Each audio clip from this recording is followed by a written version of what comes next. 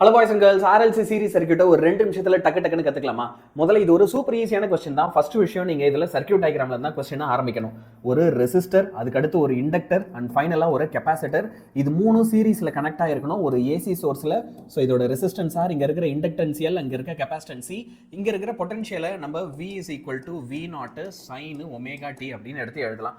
Next இதுல முக்கியமா நீங்க வரைய வேண்டியது என்ன அப்படின்னு பாத்தீங்கன்னா இந்த டயக்ராம், ஃபேஸர் டயக்ராம் அப்படின்னு நம்ம இதை சொல்லுவோம். ஃபர்ஸ்ட் இந்த கிராஃபோட சென்டர்ல ஆரிஜின் போட்டுக்கோங்க. இப்போ இந்த லைன் இருக்குல்ல, ஓல இருந்து இந்த இடத்த வந்து ஏ அப்படின்னு மார்க் பண்ணிப்போம், இந்த இடத்த வந்து நம்ம பின்னு மார்க் பண்ணிப்போம், இந்த இடத்த சின்னு மார்க் பண்ணிப்போம், இந்த இடத்த டி அப்படின்னு மார்க் பண்ணிப்போம், அண்ட் ஃபைனலா இந்த இடத்த இ அப்படின்னு மார்க் பண்ணிப்போம்.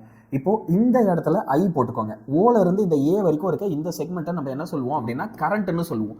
ஓல இருந்து ஏ வரைக்கும் இருக்க செக்மெண்ட்டை வோல்டேஜ் டியூ டு ரெசிஸ்டன்ஸ். அதே மாதிரி ஓல இருந்து டி வரைக்கும் இருக்க செக்மெண்ட்டை, ஓல இருந்து பி வரைக்கும் இருக்க செக்மெண்ட்டை வோல்டேஜ் டியூ டு இண்டக்டன்ஸ். அதே மாதிரி ஓல இருந்து சி வரைக்கும் இருக்கிறது வோல்டேஜ் டியூ டு கெபாசிட்டன்ஸ்.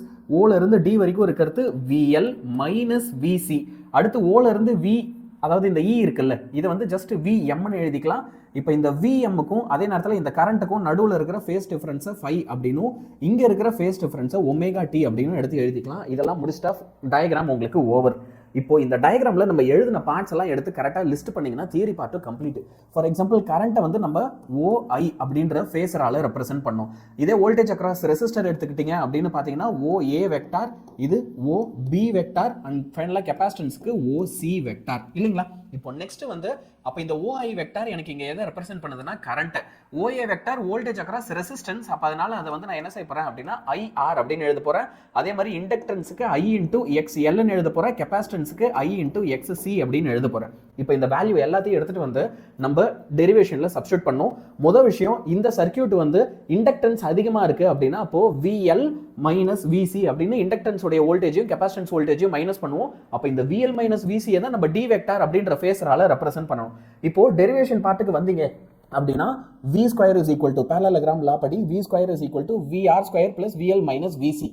இப்போ VR ஓட இடத்துல IR ஸ்கொயர், VL ஓட இடத்துல IXL அண்ட் VC ஓட இடத்துல IXC சப்ஸ்டிட்யூட் பண்ணிட்டு ஐயை காமனா வெளியே எடுத்துருங்க. இந்த காமனா எடுத்து ஐயை இந்த பக்கம் எடுத்துன்னு வந்துட்டு V டிவைடட் பை ரிமைனிங் டேர்ம்ஸை டிவைட் பண்ணுங்க.